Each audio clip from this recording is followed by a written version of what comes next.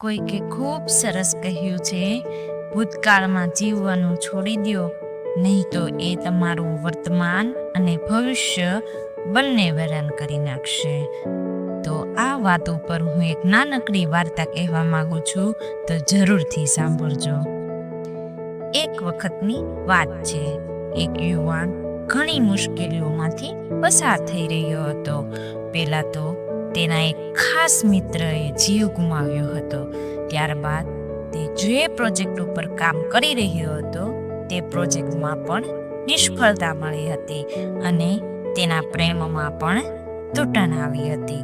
આવી રીતના થતા તે પોતાનું ભૂતકાળ ભૂલી શકતો ન હતો. રોજ જે તેને ઉદાસી ઘેરી લેતી અને લાગતું કે જીવનમાં હવે કંઈ બચ્યું જ નથી.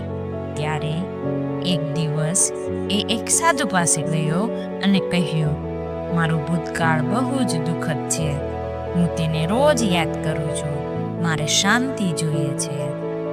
મારા ભૂતકાળની છાયાઓ મને જીવવા દેતી નથી. શું તમે મને શાંતિ શીખવી શકો છો?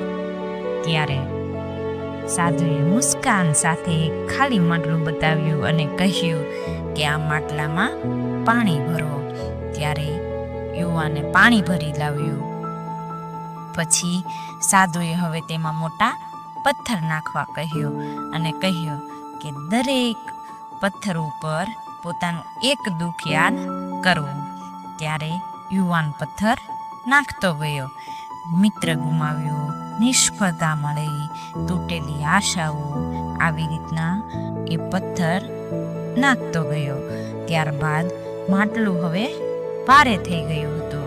ત્યારે સાધુએ પૂછ્યું કે હવે એને ઉચકીને લઈને જા. ત્યારે યુવાને કોશિશ કરી પણ ઉચકાયું નહીં. ત્યારે સાધુએ કહ્યું કે પોતાના ભૂતકાળના દુઃખોને પથ્થર સમાન બાંધી રાખશો તો વર્તમાન જીવન જીવવી મુશ્કેલ થઈ જશે. ભૂતકાળ શીખવા માટે હોય છે, જીવવા માટે નહીં. આ વાત યુવાનના દિલમાં ઘૂસી ગઈ અને એને મનથી પહેલા માફ કર્યું અને પછી બધું ભૂલી ગયો અને નવું જીવન શરૂ કર્યું. ત્યારબાદ તે ખુશી ખુશી જીવન જીવવા લાગ્યો.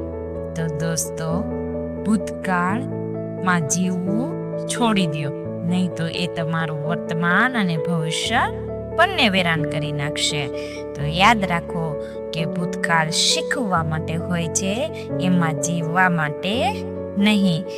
નહીતર તો ભવિષ્ય પણ હાથમાંથી નીકળી જશે.